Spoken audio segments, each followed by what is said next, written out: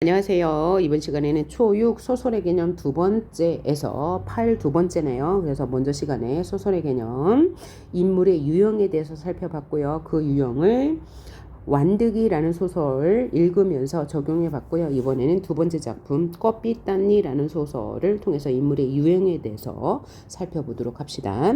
껍빛단니라는 것은 제목이잖아요. 그럼 껍빛단은 캡틴이라는 뜻을 가지고 있습니다. 캡틴이라는 뜻의 러시아 말이에요. 그래서 캡틴 리라는 뜻인데 여기서 리는 성만 딴 거죠. 이인국 박사의 이예요. 캡틴은 우두머리는 뜻이죠. 이인국 박사라는 캡틴 우두머리 이야기라는 뜻입니다. 그런데 이 소설의 배경은요. 일제 강점기와 6.25 전쟁 그리고 6.25 전쟁 그 이후까지 다루고 있는데 주인공인 이 인국은 어떤 인물이냐면 일제강점기에는 일본의 아부하는 친일파로 6.25 전쟁을 겪은 이후에는 이제 친미파로 행동하면서 자신의 이익을 위해서 일본에게 붙었다, 미국에게 붙었다 하는 인물입니다. 이런 인물의 유형을 우리는 어떤 인물이라고 하죠? 기회주의자라고 하죠. 그래서 자신의 이득을 위해서 국가가 어찌됐든 공동체가 어떤 상황에 있든 자신의 이익만을 추구하는 인물, 기회주의자죠. 면모를 가지고 있는 인물이에요. 그러면 서술자는 이 인물을 긍정적으로 볼까요? 부정적으로 볼까요? 당연히 부정적으로 보겠죠. 그죠? 우리의 보통의 가치관을 전달하는 게 소설이니까요. 그래서 이 이인국이라는 인물은요. 일제강점기 때는 열심히 일본을 공부해서 일본어로만 모든 말을 하고요. 그 다음에 소련군 주둔기, 즉 6.25 전쟁 때는요. 아들에게 소련말, 노어라고 하죠. 를 배우게 강조하고요. 그 다음에 소련으로 유학을 보내려고 해요. 참고로 소련은 오늘날의 러시아죠. 1991년 이전에는 소련으로 91년 이후에는 러시아로 국가의 이름이 바뀐 상태죠. 그리고 나서 6.25 전쟁 이후에 이 껍빛단니 이인국 박사는요. 미국에 아부하는 성격을 보여요. 그래서 열심히 또 영어를 배우고요. 또 딸을 미국에 유학 보내려고도 하고요. 자신도 미국에 가서 뭔가를 찾으려고 하는 인물입니다. 따라서 이 이인국 박사는 이러한 시대 흐름에 맞춰서 부와 권력을 누리고 또 유지하려 하는 인물입니다. 그래서 도덕이나 신념 이런 거 이인국 박사에게는 중요하지 않죠. 그래서 이 이인국 박사는요. 기회주의자의 전형적인 모습을 보이고 있어요. 어떤 면에서 전형적이라고요? 기회주의자라는 점에서요. 시대의 흐름에 따라서 이인국의 처세술 중심으로 이야기를 전개하고 있습니다. 중심인물 이인국, 그 주변 인물 아들, 딸, 스탠코프, 브라운. 스탠코프는 러시아 사람이고요. 그 다음에 브라운은 미국 사람이죠. 이들에게 아부하면서 자신의 부와 권력을 유지하려는 인물이다 라고 생각하시면 될 것 같아요. 자, 그럼 장면 1 보면서 상황 파악해 보도록 합니다. 국어 상용의 가라고 했는데 이때 당시 시대가 일제강점기예요. 일제강점기 때의 국어는 우리말이 아니고요. 일본어를 말합니다. 그래서 일본어를 늘 사용하는 집이라는 팻말을 자기 집 앞에 달아놓은 것을 지금 이야기하는 거예요. 해방되던 날 떼어 집어넣어 둔 것을 그동안 깜빡 잊고 있었다. 그는 이라고 나왔으니까요. 그래서 그가 중심인물인 이인국 박사죠. 그런데 서술자가 그러면 작품 안에 있는 거예요? 밖에 있는 거예요? 밖에 있는 거죠. 그러니까 3인칭 시점이고요. 그의 심리를 이렇게 깜빡 잊고 있었다 알려주니까 3인칭 전지적 작가 시점임을 알 수 있네요. 그는 액자 틀 뒤를 열어 음식점 면허증 같은 두터운 모조지를 빼내어 글자 한자도 제대로 남지 않게 손끝에 힘을 주어 꼼꼼히 찢었어요. 그러니까 일제강점기가 지난 해방 이후의 일을 보여주는 거네요. 이 종이장 하나만 해도 일본인과의 교제에 있어서 얼마나 떳떳한 구실을 할 수 있었던 것인가라고 지난 일을 뭐하고 있는 거예요? 회상하고 있네요. 야릇한 미련 같은 것이 섬광처럼 머릿속을 스쳐갔다. 환자도 일본말 모르는 축은 거의 오는 일이 없었다. 환자, 그러니까 이 사람의 직업은 환자를 돌보는 뭐였어요? 의사였다는 거죠. 이인국 박사는 의사입니다. 대외관계는 물론 집안일에서도 일체 일본말만을 썼다. 아주 전형적인 기회주의자죠. 해방 뒤 부득이 써오는 제 나라 말, 여기서 제 나라 말은 우리말이겠죠. 우리말이 오히려 의사 표현에 어색함을 느낄 만큼 그에게는 거리가 먼 것이다. 마누라의 솔선수범하는 내조지공, 내공도 컸지만 애들까지도 곧잘 지켜주었기에 이 종이장을 탄 것이 아닌가. 그러니까 이 가족 모두는 다 기회주의자네요. 그것을 탄 날, 예, 여기서 그것은 뭐예요? 이거요. 요 간판이요. 온 집안이 무슨 경산하는 것처럼 기뻐들 했었다라고 했으니까 회상임을 알 수 있는 부분이었습니다. 자, 그럼 장면이 볼게요. 이인국 박사는 그때나 지금이나 자기의 처세 방법에 대하여 절대적인 자신을 가지고 있었다. 예, 너 그 노어, 러시아 말이에요. 노어는 러시아어. 공부를 좀 열심히 해요. 해라. 그랬더니 왜요? 아들은, 여기서 아들이 왜요라고 답한 거죠. 갑자기 튀어나오는 아버지의 말에 의아를 느끼면서 반문했다. 야, 원시가 별 수 없다. 외정은 일본이 집권하던 일제강점기. 그래도 일본말이 출세를 하게 했고 이제는 노어가 또 판을 치지 않니? 고기가 물을 떠나서 살 수밖에 없는 바야. 물속에서 살 방도를 궁리해야지. 이건 뭐예요? 그때는 일제강점기였으니까 일본말을 썼어야 했고 지금은 소련 주둔기니까 소련말을 써야지 라고 말하는 거니까 여기에서 기회주의적 면모를 느낄 수 있네요. 껍빛단니의 기회주의적 면모를 드러내는 부분이죠. 아무튼 그 노서와 러시아어 말 꾸준히 해라. 이인국 박사는 근데 스텐코프 소자의 배경으로라는 게 백으로라는 뜻이에요. 스텐코프 소자는 뭐냐면 소련 장교인데 이 소련 장교의 얼굴에 있던 훅을 수술로 떼어내준 인물이 이 이인국 박사예요.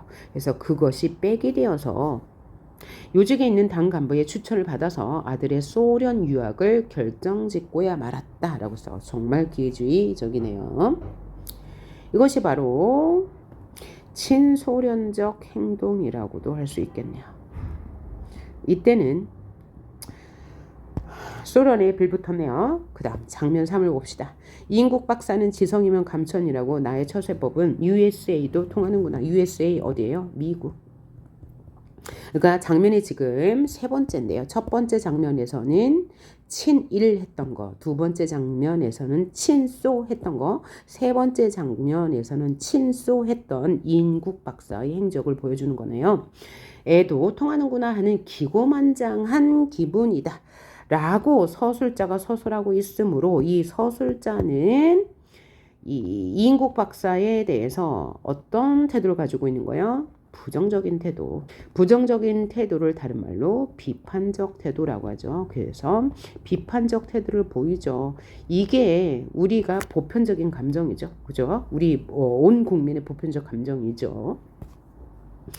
자, 기고만장한 기분이었대요. 청자병을 몇 번이고 쓰다듬으면서 술잔을 거듭하는 브라운 씨도 몹시 즐거운 기분이었다. 여기 중략돼서 이야기를 해주자면 이 청자는 고려 청자인데요. 굉장히 오래된 이제 국보급 청자입니다. 근데 이것을 브라운 씨에게 선물로 주는 거죠. 그러면서 자신의 미국 유학을 부탁하는 장면이에요. 친미적 행동이면서 국가적으로 볼 때도 우리의 국보급 문화재를 해외로 유출하는 부적절한 행동인 거죠. 미국에 가서의 모든 일도 잘 부탁드립니다 라고 청자병을 뇌물로 준 거예요. 네, 염려 마십시오. 떠나실 때 소개장을 떠드린다고 브라운 씨가 대답하네요. 감사합니다. 역사는 짧지만 미국은 지상의 낙토입니다. 지상 낙원이죠. 양국의 우호와 친선에 도움이 되길 바랍니다. 라고 하면서 아부하고 있네요. 대학을 간 나와 인상 경험도 신통치 않은 것들이 미국에만 갔다 오면 별이라도 딴 듯이 날치는 꼴이 눈꼴 사나워서 자신도 유학을 가려나 봐요. 나도 어디 미국 댕겨오면 보자 라고 벼르면서 이야기했네요. 그럼 여기서 확인합시다. 자, 첫 번째, 이인국은 중심 인물이면서 기회주의자의 전형적 인물 맞죠? 이인국은 자신의 잘못을 뉘우치는 입체적 인물이 아닙니다. 뉘우치는 장면 없었고요. 끝까지 뉘우치지 않습니다. 그 다음에 이인국은 뭐뭐에 맞추어 일본어, 소련어, 미국어를 배우고 각각 따르고 권력을 누리죠. 그러니까 시대 흐름에 따라서 작가는 급변한 시대에 대응하는 주인공을 비판적 시선으로 바라보고 있죠. 자, 그러면 실전 문제로 들어가 봅니다. 첫 번째 장면 볼게요. 자, 요거는 완득이 있네요. 완득이, 단락은 완득이 한번 볼게요. 먹을 시간도 없는데 자꾸 들어오지 마세요. 운동한다면서요? 자꾸 만들어 오지 마세요 그랬는데요. 자꾸 뭘 만들어 오지 말라고요? 음식을. 누가 한 말이에요? 완득이가 어머니에게 한 말이죠. 그랬더니 운동한다면서요 라고 또 어머니에게 위에는 완득이가 한 말이라면 운동한다면서요 이거는 어머니가 완득이에게 한 말이죠. 하여간 완득이네 통신원 똥주 아까 이거 읽어본 적이 있었습니다. 그러면 오른쪽 확인하고요. 그네 드에 대해서 바로 문제 풀어보도록 할게요. 자, 나는 어머니를 그분이라고 해요. 그 이유는 관계가 어색하기 때문에. 나에게 어머니는 존댓말을 하죠. 왜? 관계가 어색하기 때문에요. 서로 서먹하고 어색한 상태라는 것을 알 수 있어요. 기억은 어머니가 한 말. 니은은 완주가 속으로 생각한 거고요. 디귿은 저 분홍색 술이 달린 낡은 단화 때문에 나는 몸이 미쳐서 움직인다. 어머니에 대한 연민과 사랑을 느낄 수 있는 부분이었죠. 그럼 그느드에 대한 문제 풀어보도록 할게요. 그 문제가 여기 있네요. 4번 문제 봅니다. 밑줄 그은 거 왔을 때 봤을 때 바로바로 풀어보면 쉽고 정확하게 풀 수 있어요. 적절하지 않은 것을 골라보세요 라고 했네요. 기억, 완득이는 어머니에게 존댓말을 하고 있다. 맞는 거고요. 니은, 동주가 완득이의 소식을 어머니께 전하고 있음을 알 수 있죠. 동주가 담임선생님. 그래서 뭐라고 했어요? 통신원이라고 했으니까 맞는 말이죠. 디귿, 완득이는 어머니에 대해 연민과 애틋한 마음을 가지고 있어서 저 촌스러운 신발 대신에 또 다른 구두를 사주려고 하죠. 자, 여기까지 그러면 동그라미 했고요. 다음 단락, 나에 대해서 읽어봅시다. 이인국 박사는 커피 땄니? 앞에서 본 내용입니다. 이인국 박사는 그때나 지금이나 자기의 처세 방법에 대한 절대적인 자신을 가지고 있었다. 여기 아까 한 부분이니까요. 밑줄만 보도록 할게요. 왜요? 라고 아들이 물었어요. 왜 노어를 배우게 한다, 배워야 한다는 건지 묻는 장면이었고요. 그 다음 미음을 보니까 나의 처서법은 USA도 통하는구나. 이건 뭐죠? 친미적 행동이라고 했고요. 그 다음 A를 볼까요? 외정 때는 그래도 일본말이 출세를 하게 했고 이제는 노어가 또 판을 치니 고기가 물을 떠나서 살 수 없는 바야 물속에서 살 방도를 궁리해야 한다. 이제 기회주의적 태도를 보여주는 부분이었어요. 여기 정리 한번 하고 갈게요. 오른쪽. 이인국은 아들에게 뭐뭇을 노어를 공부하기를 강요하고 있고요. 6.25 전쟁 이후에 이인국은 뭐뭇으로 가기 위해 미국으로 가기 위해 브라운에게 도움을 받고 그에게 화병을 선물했죠.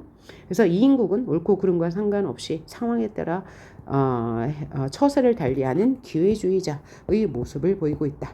아까 풀던 문제 마저 풀어보도록 할게요. 이인국의 아들은 기회주의적인 아버지를 못마땅히 하지 않았습니다.